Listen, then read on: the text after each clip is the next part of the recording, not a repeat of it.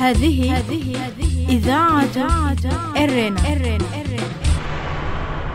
المستمعات والمستمعين الأفاضل متابعي إذاعة إرنا حيثما كنتم وحيثما يصلكم بثنا، أهلا ومرحبا بكم في مستهل البرنامج العربي لهذا اليوم الأربعاء 21 من يناير. كما عودناكم مستمعي ومستمعات الأفاضل، نستهل برنامجنا معكم ابتداء بنشرة للأخبار، ثم يقدم لكم الزميل أحمد شريف برنامجا خاصا حول الذكرى 7 لحركة فورتو المجيدة. قبل ذلك مستمعي ومستمعات الأفاضل، أقدم لكم نشرة للأخبار فيما يلي أبرز عناوينها. الإريتريون يحتفلون بالذكرى 7 لعملية فورتو البطولية. حراك كفاية يكون منظمة على مستوى سويسرا. أغنى نساء أفريقيا في دائرة الاتهامات.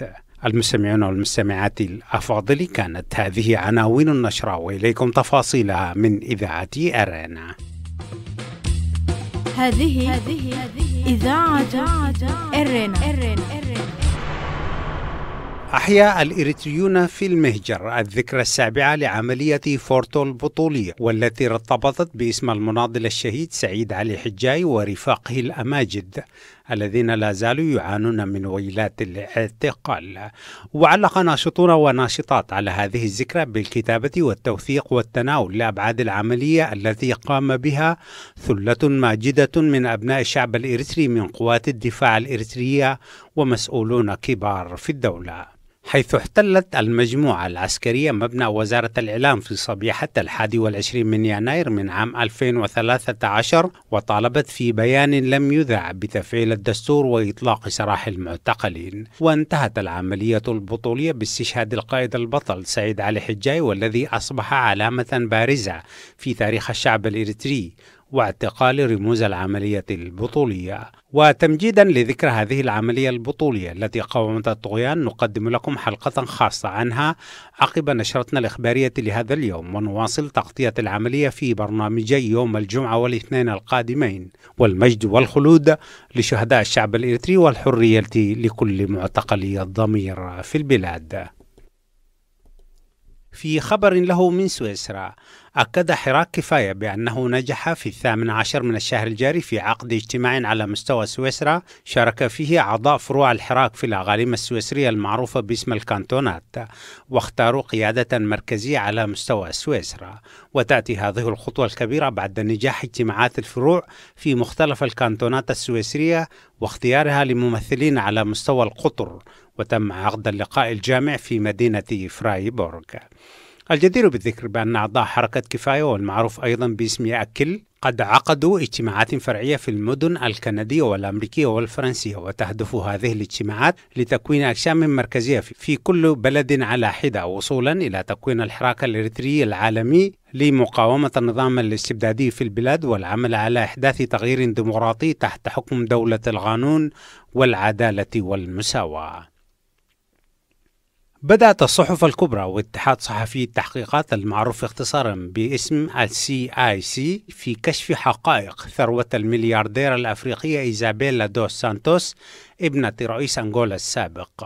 وبدأت الصحف في كشف تعاملاتها المالية وفواتير مشترياتها والعقود التي كانت قد وقعتها مع شركات أجنبية في مجالات النفط والتنقيب عن الألماس وشركات الاتصالات الهاتفية، وملكيتها لعقارات في لندن والبرتغال ودول أوروبية أخرى. وكانت إيزابيل دوس سانتوس ترأس الشركة الوطنية لإنتاج النفط في أنغولا، وهي أكبر شركة في البلاد، والتي تعتبر من أغنى الدول الأفريقية بالنفط والمعادن الثمينة. وأقيلت من منصبها في عام 2017 بعد استقالة والدها من الحكم. ويقدر الخبراء ثروتها بما يزيد عن 60 مليار دولار جمعتها من عمليات فساد خلال فترة طويلة من حكم والدها الرئيس السابق دوس سانتوس، والذي ترأس أنغولا لما يزيد عن 3 عقود.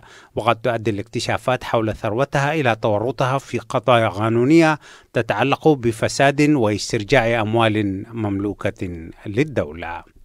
كانت هذه مستمعي ومستمعاتي الأفاضل نشرة الأخبار قدمناها لكم من إذاعة إرنا، وهذا تذكير بأبرز عناوينها. إذاعة إرنا صوت مستقل لإريتريا. الإريتريون يحيون الذكرى السابعة لعملية فورتو البطولية، حراك كفاية يكون منظمة على مستوى سويسرا، أغنى نساء أفريقيا في دائرة الاتهامات. استمعتم فيما مضى مستمعي ومستمعاتي الأفاضل إلى نشرة للأخبار قدمناها لكم من إذاعة أرينا. متابعة طيبة أتمنى لكم مع ما تبقى من فقرة برنامجنا.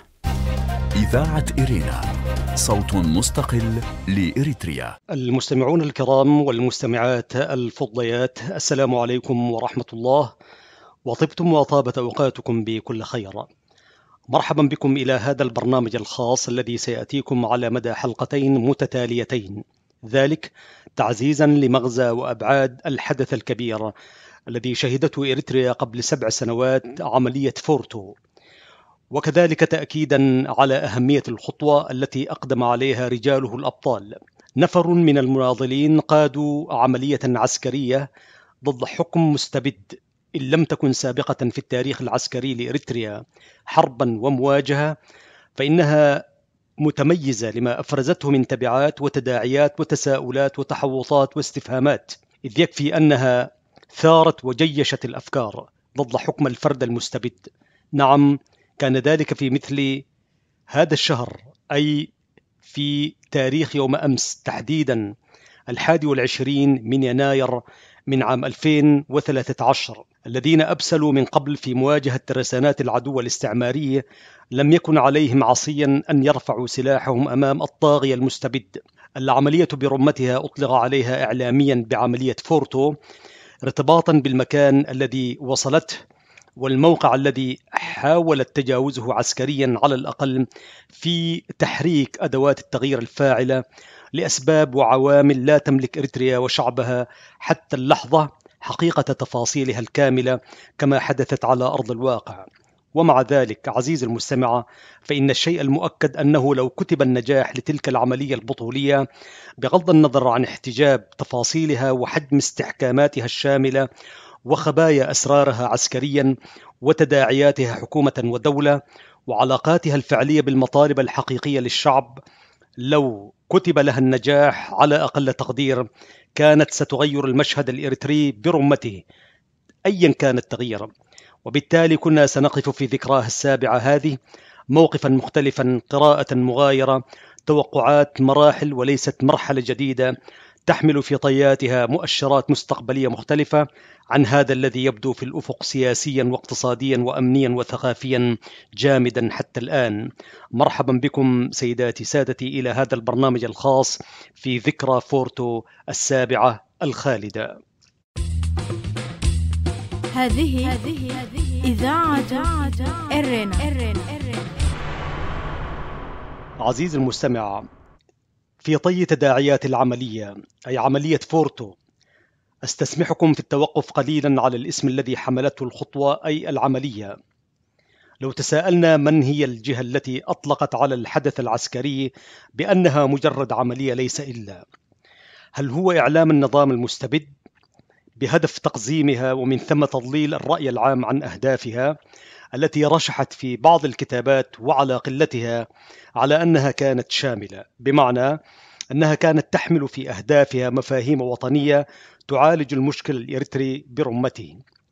آخرون جنحوا إلى تحليلات أخرى، هذه أيضا بحد ذاتها يمكن حصرها في خانة قراءات تحليلية في غياب المعلومات الصحيحة، حتى أن بيان العملية الأول على الأقل ليس في يد أحد منا، حتى على مستوى النشر السري، بعد أن تداعت صدى العملية في كل الاتجاهات سياسية وعسكرية، هذا فضلا عن أن العملية لم ينشر منها سطر واحد سواء من قبل الصف الثاني أو الثالث للمجموعة التي قامت بتنفيذها، هذا إن وجدت، ولا نجد تحليلا لخبراء عسكريين حللوا العملية تحليلا وافيا، ولا يعني هذا السر المدفون المختفي إلا التفسير الوحيد، وهو التقاطع مع الحالة الإريترية المزمنة، أي كثير من الأمور الخطيرة لا يملك الناس معلومات صحيحة عنها.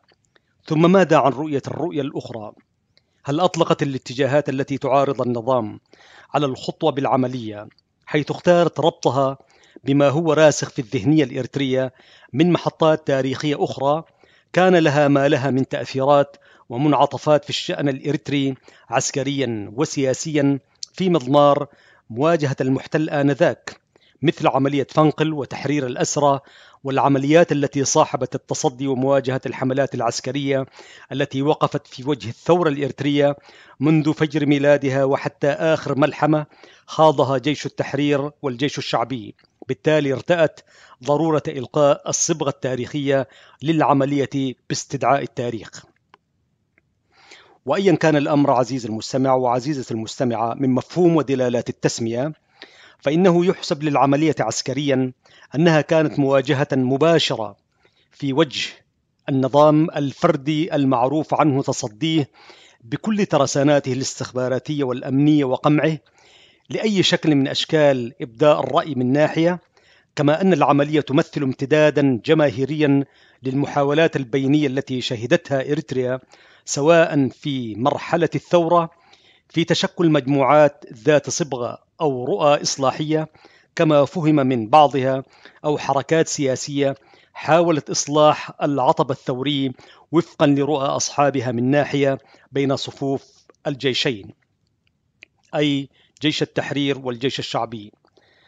عملية فورتو عزيز المستمع سنسميها بذلك لأنها دونت ووثقت في المراصد الإعلامية بذلك الاسم، بالتالي لا فكاك من تعريفها به في هكذا برامج ومراصد، لا مراكز بحث ودراسات استقصائية عسكرية متخصصة، فتلك لها مقوماتها البحثية ومراجعها للراغبين في البحث والاستوثاق الميداني العسكري بكل ما تعني العملية في المفهوم العسكري والحربي. لكن هذا لا يمنع الإشارة إلى أن عملية فورتو كانت وستظل امتدادا جماهيريا لحالة رفض السياسة الأحادية المنشأ والتطلعات، حتى لو ظهرت في مشاهد وتطلعات عسكرية في أدنى تقديراتها، فقد سبقتها تاريخيا ظواهر عسكرية مشابهة مثل ظاهرة الاحتجاجات العسكرية المحدودة على نطاق العاصمة أسمرة في عام 93 ومشروع الاستفتاء على أشده آنذاك، ثم تلك التي أعقبتها وهي احتجاجات المعاقين في محابار، نعم في محابار وليست ماي حبار كما رسخها إعلام النظام في آذان المستمعين والمتلقين خطأ متعمدا كأخطائه الكثر. تلك المواجهة في محابار المباشرة بين أبطال معاقي حرب التحرير وعناصر النظام الأمنية والاستخباراتية وما صاحبها من مسلسل دامي أصاب مكانة معاقي حرب التحرير الأبطال في مقتل، ليس على نطاق رتل الشهداء الذين سقطوا في مواجهة آلية النظام القمعية الرصاص الحي، مستغلا وضعهم وعدم جاهزيتهم لمواجهة عدوانياته وحربه عليهم فحسب، بل في المعنى الذي رسخته آلية النظام القمعية تجاه الأبطال المعاقين أولا، وعلى نطاق المطالب الجماهيرية برمتها. ومنها سادتي أن لا معنى لقيم الإعاقة واستحقاقاتها في فترة يتم إدارتها وتسويقها باسم الدولة الوطنية كمنجز للاستشهاد والإعاقة واللجوء، بمعنى أن شرف الإعاقة ومكانة الاستشهاد لم تكن لقيم واستحقاقات منها ما طالب به معاقو حرب التحرير جهارا، وما ينتظره المواطن المدني البريء حتى وإن لم يجرؤ الإفصاح عنه خوفا ليس إلا ما تعمد النظام على تأكيده هو أن استحقاقات ما بعد التحرير والاستقلال لا يتم الحديث عنه إلا فيما يراه النظام الدكتاتوري هو فقط لا غير. بالتالي فإن كل من يطالب بأدنى متطلبات حياتية واستحقاقات وطنية سيكون نهما لآلة الحاكم المستبد الذي لا يعرف غير لغة السلاح والسجن والقتل، وهي التي أكدها قرابة 3 عقود من حكمه، متماد في صلفه واستبداده وتنكيله، أقل توصيف لها أنها سياسة، أي سياسته هذه من الخيانة العظمى لكل قيم النضال والثورة والاستشهاد. إذاعة إرينا، صوت مستقل لإريتريا. أجل عزيز المستمع وعزيزة المستمعة، عملية فورتو جاءت امتدادا للحركة السياسية التي وئدت في مهدها حيث لم تكمل رسالتها التأثيرية في أروقة الشعب مقاتلين ومدنيين، والتي جاءت كتداع واضح للحرب العبثية بين إريتريا وإثيوبيا، تلك التي أقحم فيها النظام إريتريا شعبا وموارد ومستقبلا، ليأتي ذات النظام كافرا بكل ما كان يردده من شعارات وبيانات وتصريحات حربه ليس على نطاق إثيوبيا بل على نطاق دول المنطقة التي تعمد هو لا غير في خوض إريتريا غمار عنترياته وعربدته السياسية في المنطقة لحاجة في نفسه السياسية التآمرية. نعم، جاءت عملية فورتو امتدادا لمبادرة عرفت بمجموعة ال15 التي كانت تحركاتها سياسية بحتة وليس لها أي لون عسكري، وإن كان أصحابها من العسكر أنفسهم، ولا امتدادات شعبية بمعنى جماهيرية لتلك المجموعة أي مجموعة ال15. وتشير الوقائع التاريخية بأن بعضا من مجموعة ال15 شاركوا في زمن من الأزمنة في وقت تحركات مماثلة تحت مبررات روج لها آنذاك أنها تتعارض مع مبادئ الثورة وأمانة الشهداء وغيرها من الشعارات التي رفعت أيام الثورة. وهكذا دواليك، حيث تعود النظام التخلص من آلته القديمة بعد أن يقضي منها هدفه وتنفيذ مآربه العدوانية. هذه إذاعة إرنا. هكذا شاء القدر سادتي أن تحمل عملية فورتو في أحشائها أسرار تفاصيلها سرا مدفونا كحالة إريترية مزمنة، لا يملك المواطن الإريتري وحتى البحاثة تفاصيل ومعلومات كافية عنها، ما ينبئ أن إريتريا مع تغير المشهد إن عاجلا أو آجلا ربما ستكون أكثر بقعة في العالم ستجري فيها أنهار من معلومات سرية لا يعرف الناس محيطا لها ولا ساحلا. هذا التوقع سادتي لا يعني بأي حال من الأحوال أن هناك ما هو مخبأ وسري للغاية في إريتريا اليوم والأمس يجهله المعنيون بالأمر، لأن فسق النظام سياسيا وفجوره وعربدته وظلمه واستبداده وكيده والقضاء على كل ما هو إريتري شاخص للعيان. لكن ما نعنيه هنا من نهر المعلومات الغائبة السرية، تلك التي من قبيل تفاصيل العمليات والتحركات والصفقات والسجون والمشانق والإبادات الفردية والجماعية والأحلاف والصفقات والبيع والخيانة وما إلى ذلك من مصادرة واستحلاب البلاد والعباد منذ استفراد الحكم المستبد وحتى تاريخ انقشاع الظلام والستر المحجوبة المستورة في عالم الأقدار. تأتي عزيز المستمع وعزيزة المستمعة الذكرى السابعة للعملية البطولية فورتو، والبلاد لا يزال نزيفها يجري أنهارا وأنهارا، تخبط في السياسة والإدارة، وهدر للموارد البشرية والمادية، وهجرة كل شيء يدخر لبناء دولة الغد والمستقبل، واستهتار بقيم النضال والثورة، وتحقير الاستحقاقات الوطنية جهارا نهارا، حتى طفح كيل التمادي في الخطايا السياسية والكفر الوطني المتمثل في سابقة تاريخية خطيرة يعلن فيها رأس الحاكم المستبد اللا وجود لشعب مستقل حر ناضل وكافح وثار ودفع الأغلى والأثمن من رصيده في الحياة، يفرض عليه النظام سياسيا ودبلوماسيا العودة إلى حضن المستعمرة التي ثار ضدها عقودا، أي المستعمرة. أبرز ما فيه كان الموت والحرق والتهجير والتشريد واللجوء. تأتي الذكرى السابعة لعملية فورتو وقد شهدت إريتريا حراكا جماهيريا ضد نظام الدكتاتور، بعضها لم يتمكن من الظهور مثل تلك التحركات سواء على مستوى الأفراد أو الجماعات، لأنه سرعان ما تمت قمعها أو إسكات صوتها بقوة السلاح واستخدام الأساليب البوليسية للنظام من سجن وتعذيب ونفي وتشريد، وبعضها تمكن من البروز إلى السطح. ثم استخدم النظام الغاشم كعادته أسلحته المختلفة من اعتقالات دون مراعاة لعوامل السن والنوع على الأقل، وراح ضحية تلك الأساليب الجائرة عدد كبير من المواطنين الشرفاء.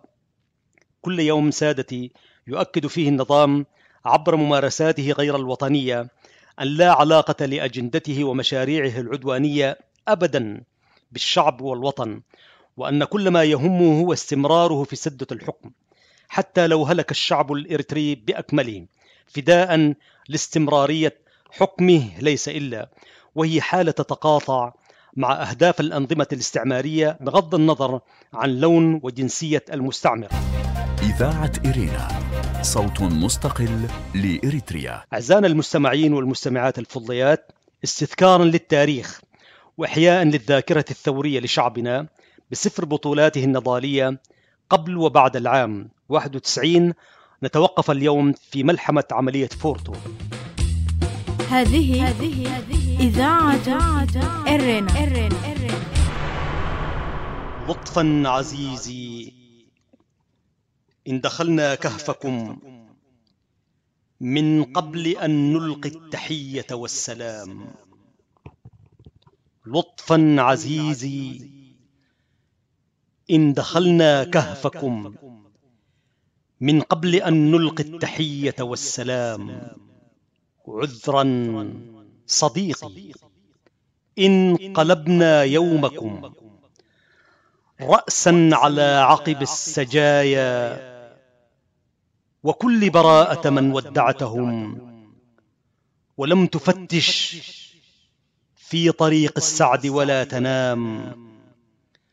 عفوا شقيقي إن أسأنا الفهم أو ذبحنا الوهم أو ملأنا الجوف جمرا دون قصد أو مرام. عذرا حبيبي، فنحن القادمون إليكم طول المدى، الذاهبون برزقكم رغم الردى، الواهمون بأنكم من نسلنا رغم الفوارق والعدا. دعنا نقسم في الورى أقدارنا كي لا نضيم ولا نضام. ما كنت أحسب أننا بهذا القدر من جور الأنام على الأنام نعايش ظلنا وظل الناي. يفترش الأسى يقتات القتام، والزنبق المنحول يسري بيننا. منهوك القوى طاوي الجوى مملوء السقام. ماذا على قسماته الحرة غير التباريح التي ما هاجرت يوما إلى الكسب الحرام؟ ماذا على قسماته الحرة غير التباريح التي ما هاجرت يوما إلى الكسب الحرام؟ وقراح مائه بارد لا يعرف التدليس في الأزمات، لا ولن يطأطئ هامة المجد التي لم تنحني يوما إلا لطعم الشهد في كبح اللجام. عرق توشح وجهه متبسما، وعلى أثوابه طبع الشقاء خرائطا ما عادت خرائط دارنا تعني له غير الحطام على الحطام. يا سيد البسطاء من أمثالنا، يا سيد البسطاء من أمثالنا، إني مستقيل. أنا ما نسيت جريمتي، وسأستقيل أنا حتى أنال براءتي حكما أعلقه على جبين الحق. لا أهاب الانتقام. يا سيد الشرفاء عش هانئا متوسدا، بؤسا أرق من زيف الكلام.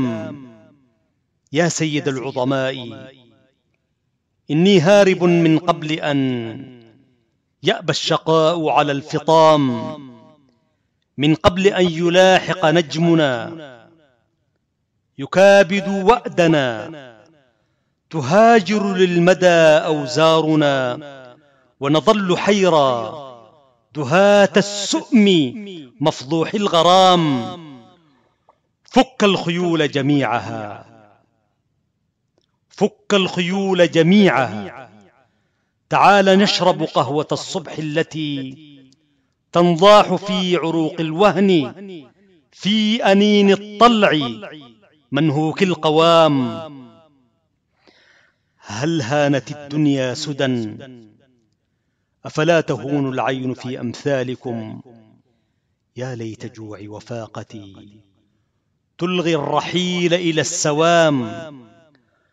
قالت له ذات الهنا وفي همساتها وجع المدى: متى يا ربيع العمر نأكل بيتنا، نشرب دمعنا، ما دام من على ظهرها يستشرف الأمجاد في بيع الأنام. فبيوت شعري ها هنا، ونشيد شدوي من سنة، هذه الجدائل أرضنا، والكل يعلم أنها من دمعنا. أكتبت على أفراحها أن تستباح على الدوام؟ ما دامت السلوى لهم لم نسكب مهرنا في مهرهم، وإدامنا عرق الطوى، ونعالنا لفح الهجير على الثرى. يا أنت يا بعض الونى، يا أنت يا كل المنى، لا داعي أن نرمي السهام على السهام. نحن الذين نجدد الشكر لكم، القادمون إلى الحياة تواضعا، الراكبون الجائعون تجاوبا. لم لا نغيب وننزوي بين الغبار ولفح هره جانبا؟ لم لا نغيب وننزوي بين الغبار ولفح حره جانبا، لتسير قافلة الحياة وريقة، يبقى السواد مكانه، لا ينفع التجديف عكس رياحه، ولا يجدي التملق مطلقا في عالم الأبنوس مكسور العظام.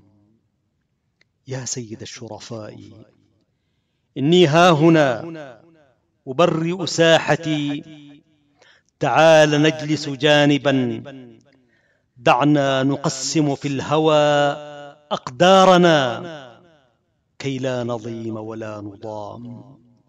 فلرب رامية من غير رام. أحمد شريف، 2001 أسمرة. هذه إذاعة إرنا.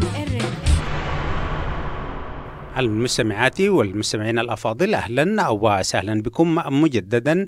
أقدم لكم فيما يلي موجزا لأهم ما ورد في صدر نشرتنا الإخبارية لهذا اليوم.